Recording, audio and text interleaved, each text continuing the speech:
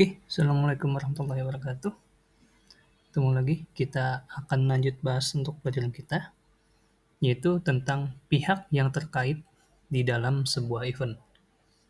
Di dalam materi kali ini, kita akan membahas 3 topik utama ya, yaitu adalah tim, lalu yang kedua sponsorship, lalu yang ketiga adalah tenan. Oke, kita langsung masuk ke materinya ya. Yang pertama adalah tim. Sebuah event memerlukan persiapan yang matang. Untuk melaksanakan sebuah acara, dibutuhkan adanya kerjasama. Oleh karena itu, biasanya penyelenggara akan membentuk beberapa tim yang saling berkoordinasi. Berikut ini adalah 5 tim yang selalu terlibat dalam pengerjaan proyek event organizer. Yang pertama adalah tim kreatif. Ya. Tim kreatif sangat dibutuhkan dalam bidang ini, di mana sebuah ide selalu datang dari proses berpikir yang kreatif. Tim ini bergerak di bidang konsep acara, rincian isi, hingga publikasi acara. Semua gagasan diolah oleh tim ini, sekelompok orang-orang kreatif yang memikirkan tentang konsep acara beserta dengan isinya. Sebagaimana tim pada umumnya, kelompok ini juga memiliki seorang leader yang manajemen tenaga kerja di dalamnya. Jadi, tim kreatif ini adalah khusus ya, jadi lebih ke arah untuk menentukan ide, gagasan dalam sebuah acara yang akan digarap, dan biasanya ada seorang leader yang memimpin di dalam tim tersebut untuk mengambil keputusan yang lebih jelas lagi gitu ya. Karena biasanya di dalam sebuah tim itu, terutama bagian tim kreatif itu, muncul berbagai macam ide gitu. Nah, untuk keputusan final yang akan diambil, biasanya seorang leader lah yang memutuskan ide mana yang akan diambil untuk menjalankan sebuah acara. Lalu ada tim venue dan dekorasi. Ya, venue yang akan dipergunakan menjadi tugas tim yang satu ini. Di sisi lain, dalam kelompok ini diisi pula oleh orang-orang yang ahli dalam bidang dekorasi. Maka, venue dan dekorasi menjadi tanggung jawab keduanya. Semua tim adalah kesatuan. Membentuk tim yang lebih kecil adalah bentuk pembagian tugas semata. Maka, mereka tetap harus bekerja sama dengan tim lainnya. Biasanya, tim venue dan dekorasi perlu menjalin kerjasama yang lebih intens dengan tim perlengkapan. Namun juga sangat memungkinkan untuk menjalin kerjasama dengan vendor eksternal jika event yang dilaksanakan berada dalam skala besar. Apalagi jika venue yang dipilih berupa hotel, gedung pertemuan, atau sebuah restoran. Ya. Nah, jadi tim venue dan dekorasi ini, selain mereka bertugas sebagai tim, ya, tim mereka sendiri biasanya mereka harus bekerja sama dengan tim-tim lain, terutama itu tim dari perlengkapan, ya, tim perlengkapan, terus juga tim dari kendaraan ya, atau angkut barang, gitu ya, dan lain sebagainya. Terutama jika yang tadi nih di sini sudah dicontohkan adalah untuk di hotel ya, hotel, gedung pertemuan, atau sebuah restoran. Ini biasanya tim venue dan dekorasi ini harus bekerja sama, jadi harus peka dulu nih ya dari tim venue dan dekorasinya. Jadi nggak semata-mata mereka satu tim udah cuma mereka doang. Nah, itu biasanya nggak bisa. Mereka butuh kerjasama dari pihak lain ya, atau pihak ketiga. Seperti itu. Lalu yang tiga ada tim konsumsi dan akomodasi. Ya. Tak mungkin dalam sebuah acara sama sekali tidak ada konsumsi dan akomodasi. Maka sebuah event juga membutuhkan tim khusus yang mengurus soal konsumsi dan akomodasi. Baik itu dengan mengolah sendiri atau kerjasama dengan vendor eksternal. Tim ini pula yang merencanakan jenis konsumsi dan anggaran yang diperlukan. Ya, jadi tim konsumsi ini, ya, tim konsumsi dan akomodasi, biasanya kalau misalkan secara kecil gitu ya, acara yang dilakukan, biasanya mereka membentuk tim sendiri. Tapi jika skalanya sudah besar, biasanya sudah kerjasama dengan pihak pihak eksternal yang lainnya, terutama dalam segi konsumsi gitu ya. Jadi biasanya di dalam sebuah I.O. itu hanya ada bagian kepalanya saja atau leader timnya ya. Mungkin biasanya bisa berisi 2 sampai 4 orang gitu. Sedangkan untuk makanan sendiri biasanya bekerja sama lagi dengan pihak lainnya.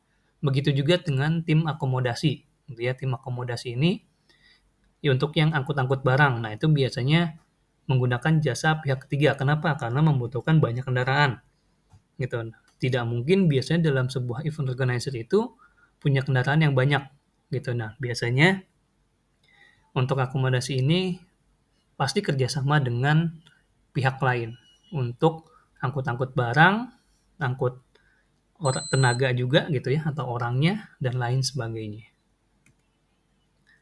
Lalu ada tim operasional ya. Pelaksanaan bertumpu pada tim operasional yang bekerja di lapangan dan biasanya memiliki anggota paling banyak, bahkan bisa terdiri dari anggota tetap dan juga anggota tambahan. Tugas mereka mencakup bidang perlengkapan, transportasi, keamanan, kebersihan, moderator, pembawa acara, hingga kru belakang panggung. Nah, ini tim operasional ini tim besar ya, tim besar tadi di luar dari tim akomodasi dan makanan ya, itu terpisah sendiri. Nah, tim operasional ini biasanya yang bekerja di lapangannya, gitu ya.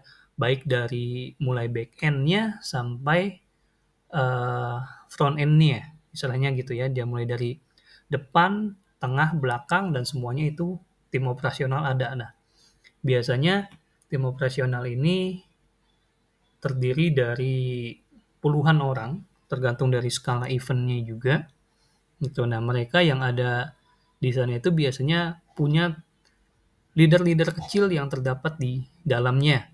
Ya, kayak misalkan gini, ada tim kebersihan. Nah, itu biasanya ada juga tuh leader untuk tim kebersihannya. Jadi, semua anggota nanti akan eh, melakukan report ya kepada leader masing-masing. Nanti leadernya lah yang bertanggung jawab untuk kelancaran berdasarkan job desk mereka gitu. Lalu yang kelima ada tim administrasi dan keuangan. Tanpa adanya tim ini, event tidak akan terlaksana karena budget acara dianggarkan oleh tim administrasi dan keuangan. Tentunya anggota tim ini dipilih berdasarkan kompetensi dan kepercayaan dari semua anggota event organizer. Nah, ini adalah tim yang paling riskan gitu ya. Harus dengan orang yang benar-benar dengan kepercayaan penuh dan memang bisa diandalkan, terutama yang memang dipercaya untuk masalah keuangan. Kenapa? Karena biasanya kalau misalkan keuangan ini agak sensitif ya, gitu. Jadi kayak misalkan pembelian barang segala macamnya itu biasanya harus disertakan dengan kwitansi, nota, dan lain sebagainya sebagai barang bukti. Nah, biasanya tim ini adalah tim khusus atau tim inti dari sebuah event organizer, gitu ya, karena berkaitan dengan uang. Jadi resikonya pun cukup besar untuk tim administrasi dan keuangan. Jadi tidak boleh ada tim cadangan gitu ya atau ngambil tim dari luar seperti itu. Itu biasanya tidak boleh. Kalaupun ada biasanya hanya sekedar menghitung di dalam teks saja ya, misalkan menggunakan perhitungan payroll dan lain sebagainya. Sementara untuk uang yang keluar dan masuk itu biasanya dipegang oleh tim inti sebuah event organizer. Oke, itu adalah tim ya yang sudah kita bahas. Oke, untuk pertanyaannya adalah, menurut kalian apa itu tim? Ya, tim itu apa menurut versi kalian? Lalu, apa itu tim venue? Ya, tadi kita sudah bahas tentang tim venue, salah satu di dalamnya ya. Jadi pertanyaan adalah, menurut kalian apa itu tim dan apa itu tim venue? Gitu ya, itu adalah untuk pertanyaan nomor 1. Oke, kita lanjut ke sponsorship ya. Sponsorship adalah bantuan dari perusahaan kepada pihak eksternal tertentu dalam bentuk produk, layanan, atau pemberian ya, atau juga dalam bentuk biasanya itu alat-alat pendukung. perusahaan memberikan sponsorship sebagai langkah alternatif untuk mempromosikan mereknya. Ada dua pihak yang terlibat dalam kegiatan sponsorship, yaitu perusahaan dan pihak penyelenggara acara. Pihak perusahaan memberikan sponsorship sebagai bentuk dukungan atas penyelenggaraan acara. Namun, acara tersebut harus relevan dengan produk perusahaan tersebut. Sebagai balasannya, pihak eksternal mempromosikan merek atau produk tersebut kepada masyarakat dalam acara yang diselenggarakan. Kedua belah pihak saling menandatangani kesepakatan tertulis untuk kelancaran proses sponsorship-nya. Ya, jadi biasanya sponsorship itu memberikan barang ya atau produk atau bisa sebuah layanan, misalkan media iklan gitu ya, kayak menyediakan spanduknya gitu dan lain sebagainya. Nah, tergantung dari kesepakatan yang didapatkan antara sebuah event organizer dengan sponsorship. Yang pertama adalah manfaat ya, manfaat ketika perusahaan menjadi sebuah sponsorship suatu event gitu ya. Yang pertama adalah meningkatkan popularitas merek gitu ya. Jadi sponsorship adalah salah satu upaya perusahaan dalam memperkenalkan produk mereka ya atau merek kepada masyarakat. Upaya ini tentu akan meningkatkan popularitas mereka sehingga masyarakat luas lebih mengenal perusahaan atau merek mereka gitu ya. Yang kedua adalah meningkatkan reputasi merek. Selain popularitas, reputasi merek juga dapat meningkat melalui kegiatan sponsorship ya karena biasanya akan diiklankan juga tuh oleh pembawa acara atau MC biasanya. Atau bisa juga nanti dibantu oleh tenan juga gitu ya. Atau nanti kalau misalkan ada artisnya gitu ya, biasanya bisa minta bantuan si artisnya untuk memperkenalkan produk tersebut. Lalu yang ketiga adalah lebih unggul dari kompetitor. Kegiatan sponsorship akan membuat perusahaan Anda lebih terlihat unggul dibandingkan dengan kompetitor. Alasannya, Anda telah berani melakukan sponsorship sebagai kegiatan pemasaran, sementara kompetitor masih melakukan promosi secara tradisional atau melalui media sosial. Perusahaan Anda akan lebih menonjol sehingga makin dikenal oleh masyarakat luas. Nah, jadi lebih unggulnya gini, semua orang gitu ya, atau orang akan melihat bahwa sponsorship ini, merek dagang ini ternyata lebih dikenal gitu ketika menjadi sponsorship. Kenapa? Karena biasanya kalau misalkan yang tidak mengikuti sponsorship itu tadi hanya melakukan promosi misalkan lewat iklan gitu ya, lewat brosur dan lain sebagainya. Sementara kalau misalkan menjadi sponsorship itu kan akan diunggulkan gitu. Kenapa? Karena akan diiklankan secara langsung oleh MC tadi ya, oleh MC atau pembawa acara atau mungkin dengan artisnya gitu. Jadi orang-orang yang ikut di dalam sebuah event gitu atau yang mengunjungi sebuah event itu lebih mengenal tentang produk tersebut. Contohnya misalkan air minum gitu ya, air mineral. Produk A yang menjadi sponsorship, sementara produk B dan C tidak menjadi sponsorship. Maka secara otomatis dari segi penjualan pun gitu ya, dari segi penjualan di dalam event tersebut hanya boleh merek dagang A gitu ya. Tidak boleh dari merek dagang lain. Maka itu sudah merupakan sebuah keuntungan yang didapatkan ketika menjadi sebuah sponsorship. Secara otomatis merek dagangnya pun akan lebih diingat dan dikenal oleh masyarakat gitu. Lalu yang keempat adalah meningkatkan penjualan produk. Nah, ini juga berkaitan dengan yang tadi barusan saya sampaikan gitu ya, meningkatkan penjualan produk. Kenapa?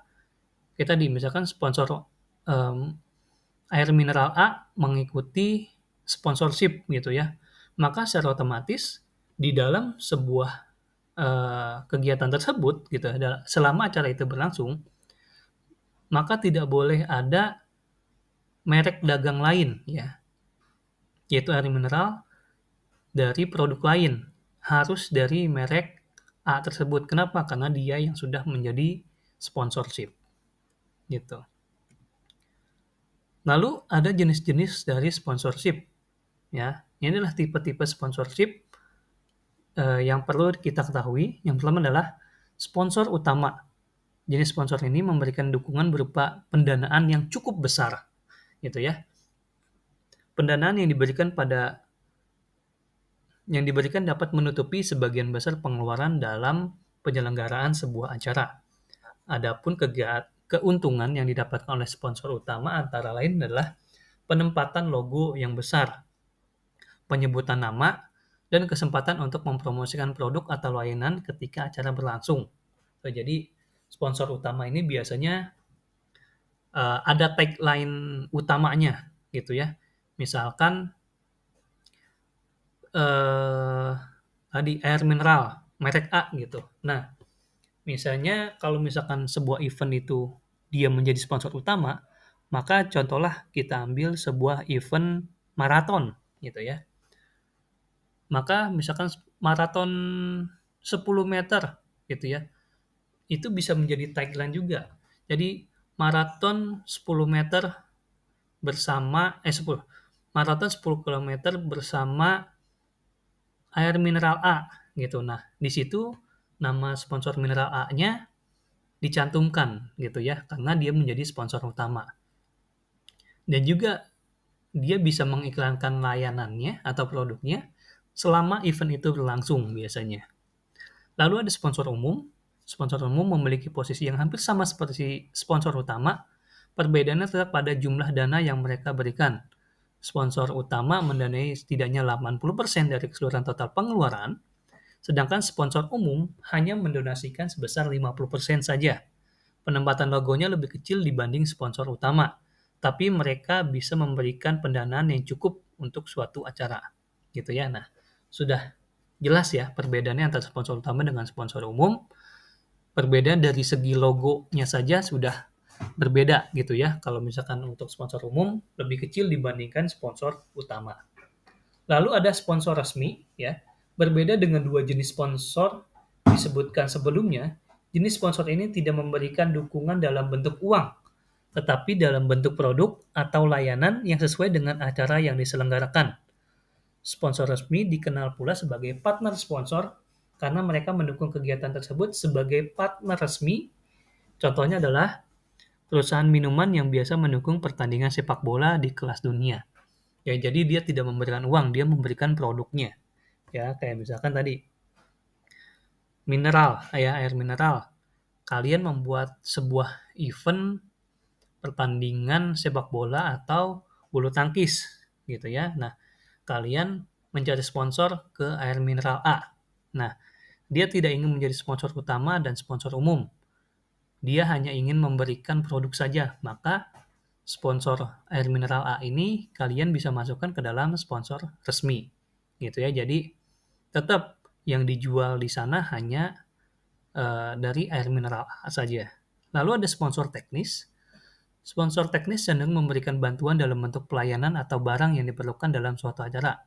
Contohnya peralatan dan tenaga medis untuk bantuan medis selama acara berlangsung, pengadaan makanan dan minuman kepada panitia dan lain sebagainya.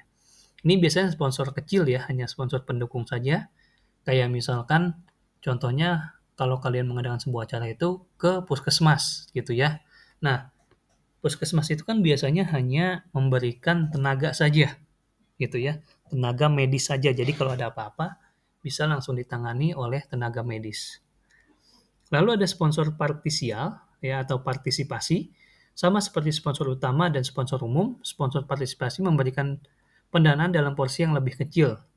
Umumnya hanya sekitar 10%. Sponsor ini merupakan sponsor dapat posisi logo yang lebih kecil dari sponsor lainnya. Biasanya itu logonya itu ada di bawah-bawah atau pada bagian belakang ya. Gitu. Jadi memang lebih kecil, hanya 10% saja. Ya, itu adalah dari jenis-jenis sponsorship. Lalu ada tujuannya ya. Tujuan sponsorship adalah mendukung strategi pemasaran. Sponsorship bertujuan untuk mendukung strategi pemasaran yang telah dilakukan oleh perusahaan. Masyarakat justru lebih mengenal suatu produk atau merek suatu perusahaan apabila dipromosikan dalam acara yang mereka ikuti. Lalu mengenalkan perusahaan kepada publik. Anda bisa pula melakukan sponsorship dengan tujuan untuk memperkenalkan perusahaan, produk, atau merek kepada masyarakat luas. Kegiatan ini bisa dilakukan dengan mempromosikan selama acara berlangsung atau membuat tenan di area acara tersebut. Yang ketiga, menarik minat media untuk bekerja sama.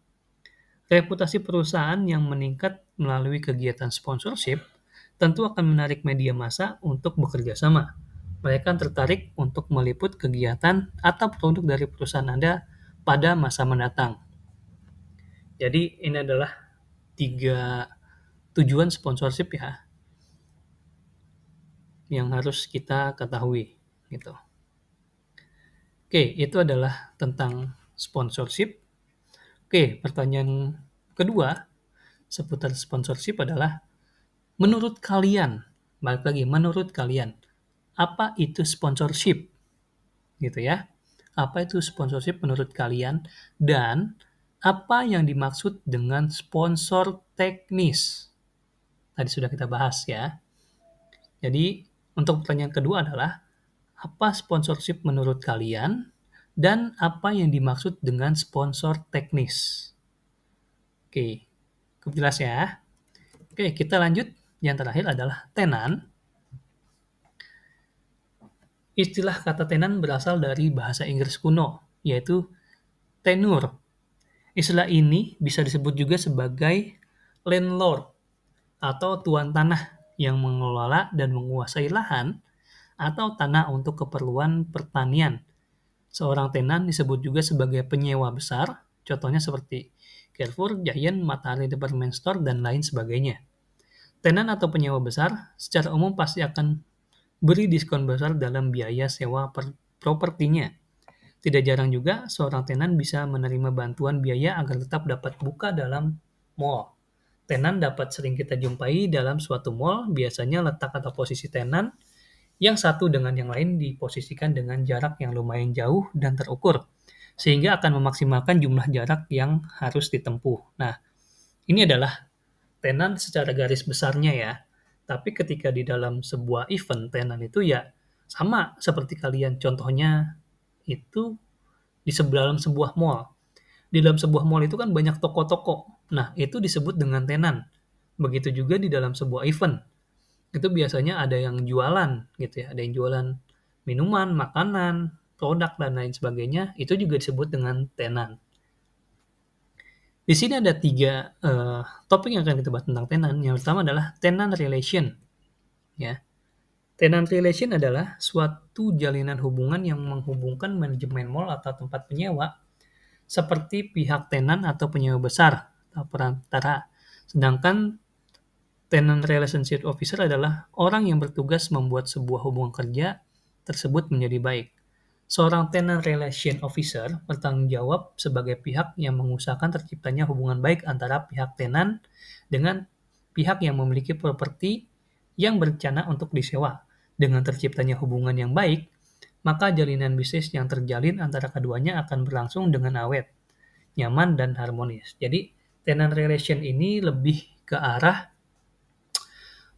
hubungan kerjasama yang memang diciptakan untuk kebutuhan dari event ya. Jadi misalkan eventnya ini tentang makanan, bazar gitu ya, bazar makanan. Maka tenant relation yang harus dipikirkan oleh sebuah event organizer itu adalah event tentang makanan dan minuman dulu gitu. Jadi yang relate dulu, yang sejalan dulu gitu. Yang sejalan dulu. Jadi kalau misalkan untuk makanan dan minuman sudah terpenuhi, baru diisi dengan tenan-tenan yang lainnya. Itu jangan diutamakan tenan-tenan yang lain dulu. Kita membuat bazar makanan, tapi diisi dengan misalkan tenan-tenan jualannya baju yang dicari. Nah, itu salah gitu ya. Jadi tenant relation itu yang relate dulu, yang kalian harus cari gitu. Jadi jangan dulu ke arah yang lainnya gitu ya. Kalau misalkan kita berbicara tenant relation yang di dalam sebuah bazar atau event gitu. Lalu yang kedua ada tenan barang gitu ya. Tenan barang adalah suatu barang yang disewakan atau hak kepemilikannya tidak dapat dipindah tangankan kepada pihak lain. Nah, contohnya adalah tenan meliputi alat komunikasi, elektronik, ya voucher belanja dan lain sebagainya. Nah, tenan barang ini adalah biasanya sudah include di dalam sebuah penyewaan gitu ya. Contohnya adalah misalkan tadi ada kalau misalkan kalian bikin sebuah bazar gitu ya, kalian menyewa sebuah tenan atau menyewakan sebuah tenan berikut dengan mejanya misalkan, meja dan colokan listrik. Nah, maka orang lain atau tenan lain tidak boleh menggunakan meja ataupun colokan listrik yang ada di dalam tenan tersebut. Misalkan tenannya kosong nih, yang mengisi belum datang gitu. Lalu diisi sama tenan lain atau sama orang lain atau colokannya dipakai. Nah, itu nggak boleh ya. Kenapa? Karena sudah kalian sewakan kepada suatu pihak yang nantinya akan mengisi di dalam tenan tersebut gitu. Lalu yang ketiga adalah open tenant. Ya, open tenant adalah suatu istilah yang menjelaskan tentang pengumuman akan dibukanya suatu fasilitas tertentu yang bisa disewa oleh masyarakat luas. Istilah open tenant lebih sering digunakan dalam event-event seperti bazar, pameran, dan lain sebagainya. Sifat tujuannya yaitu untuk menyewakan suatu lahan agar bisa diadakan kegiatan yang akan mengumpulkan banyak orang dalam suatu tempat yang besar. Jadi open tenant ini open yang dibuka, gitu ya. Open yang dibuka secara eh, masif, baik masif maupun pasif kepada setiap orang, gitu ya. Yang tujuannya adalah untuk disewakan biasanya. Gitu makanya biasanya kalau misalkan ada sebuah event, itu orang-orang cari adalah pertama adalah open tenannya, kira-kira ada nggak nih tenan yang bisa disewa gitu ya sama pihak-pihak terkait gitu ya untuk berjualan ataupun untuk promosi biasanya. Nah, itu yang disebut dengan open tenant. Jadi lebih ke arah uh, tenan yang memang dibuka untuk umum. Biasanya ada open tenant sama close tenant. Kalau close tenant itu biasanya tenan-tenan yang memang disiapkan khusus untuk sponsor yang sudah memberikan dukungan gitu ya. Jadi kalau open tenant ini yang untuk disewakan gitu ya. Ada lagi yang namanya close tenant. Close tenant itu adalah tenan yang memang disiapkan khusus untuk sponsor gitu. Ya, itu adalah seputar tentang tenan ya. Jadi untuk pertanyaan terakhir adalah apa itu tenan dan sebutkan jenis-jenis tenan yang kalian ketahui. Jenis-jenisnya aja ya. Jadi apa itu tenan dan jenis-jenis tenannya. Jenis-jenisnya saja, tidak perlu dijelaskan dari masing-masing jenisnya. Gitu. Oke, mungkin itu aja ya untuk materi kita kali ini. Dan untuk pengiriman jawabannya silahkan kalian masukkan di kolom komentar.